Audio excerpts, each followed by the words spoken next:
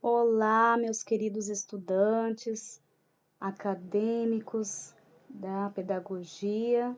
Vamos lá, mais uma conversa sobre filosofia para crianças, seção 2, unidade 1. Iniciando a nossa conversa de hoje, então vamos tomar aí o livro didático, tá? Na seção 2. Epícoro tinha entre seus amigos um de nome Meneceu, para o qual escreveu uma carta, que se tornou depois uma obra muito importante da antiguidade. Quase ninguém hesite em se dedicar à filosofia enquanto jovem. Que ninguém hesite em se dedicar à filosofia enquanto jovem, nem se canse de fazê-lo depois de velho, porque ninguém jamais é demasiado jovem ou demasiado velho para alcançar a saúde do espírito. Quem afirma que a hora de dedicar-se à filosofia ainda não chegou, ou que ela já passou, é como se dissesse que ainda não chegou ou que já passou a hora de ser feliz. Então, claro, né? Epícoro dizendo isso ao seu amigo Meneceu, ele estava ali refletindo, fazendo uma reflexão sobre o que era a filosofia. Então, a própria reflexão ali do que é ser feliz, a liberdade, para ele estava atrelada ao modo de pensar, ao modo de ver as coisas, de indagar, de olhar para tudo e não ter a idade certa para começar com esse exercício. Seja velho, seja adulto, seja criança, todos podem fazer este exercício do pensar. Então é muito sábio o que Epícoro disse a Meneceu, né? Todos, desde as crianças até os idosos, todos devem ter essa felicidade de poder indagar, refletir, conversar com o outro, falar as suas ideias. Isso é algo que vai alimentar, né, a saúde do espírito. Muito interessante, né, o modo como Epícoro trata a filosofia, a ideia de filosofar. A partir desta afirmação, podemos refletir sobre alguns pontos específicos. Número 1. Se não existe hora para começar a se dedicar à filosofia, ou para deixar de o fazer, então podemos inferir que qualquer pessoa pode se dedicar a ela. E isso inclui crianças na mais tenra idade. 2. A filosofia tem algo a ver com saúde de espírito e felicidade. Reflita, então, sua própria experiência com filosofia na escola foi prazerosa ou proporcionadora de momentos de felicidade? Será que as práticas e os procedimentos adotados nas aulas de filosofia levam em conta esses preceitos? Como foram as suas aulas, né, de filosofia? Reflita um pouco sobre isso. Se a filosofia é, por sua própria natureza, um conhecimento crítico, marcado pela diversidade e complexidade das teorias que a história do pensamento suscita e estimula, como deve ser o seu ensino? Essa questão não deixa de incomodar a mente de filósofos, pedagogos e professores de filosofia. Se realmente todos têm um interesse no aprendizado e na divulgação da filosofia como matéria importante, seja para a profissionalização do aluno, como futuro professor e pesquisador, seja para a sua formação como pessoa e cidadão, o problema do seu ensino é relevante. O pensamento filosófico não é um conhecimento estático, por isso a expressão movimento do pensar é uma descrição sobre a qual precisamos dedicar algumas reflexões.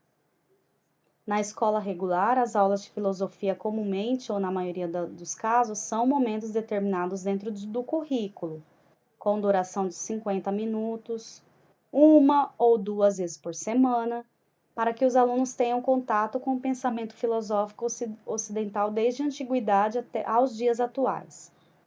Você não acha que é muita coisa para ser trabalhada em tão pouco tempo, considerando que a chamada organização de carteiras e acomodações de troca de aulas? Pois é, isso cria uma angústia tanto no professor que precisa cumprir o currículo, quanto no aluno que recebe passivamente aqueles textos, exposições e informações tão complexas e destoadas de sua época. Então, vamos relembrar o que nós já discutimos em sala de aula. Comunidade de investigação. Vocês lembram que nós discutimos sobre o que é uma comunidade de investigação? A sala de aula, ela mesma pode ser tratada ali pelo professor como uma comunidade de investigação. A sala de aula, ela pode ser o ambiente em que o professor, como mediador, ele vai poder proporcionar o quê? Um momento ali desta comunidade de investigação, tratar, refletir, conversar, indagar, falar sobre vários problemas, vários temas. Então, tudo isso vai levar o quê? Ao movimento do pensar. Então, onde pode ter essa comunidade de investigação e o movimento do pensar? Em todas as disciplinas. Então, aqui nós podemos dizer que em todas as áreas do conhecimento se faz necessário discutir, indagar o conhecimento. É necessário ter, sim, a comunidade de investigação em todas as disciplinas.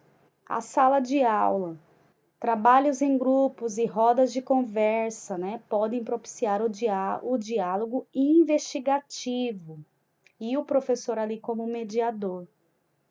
Temos também o conselho de classe. Reúne-se para discutir os problemas específicos de aprendizagem dos alunos e para procurar mecanismos e formas de auxiliar na resolução de tais problemas.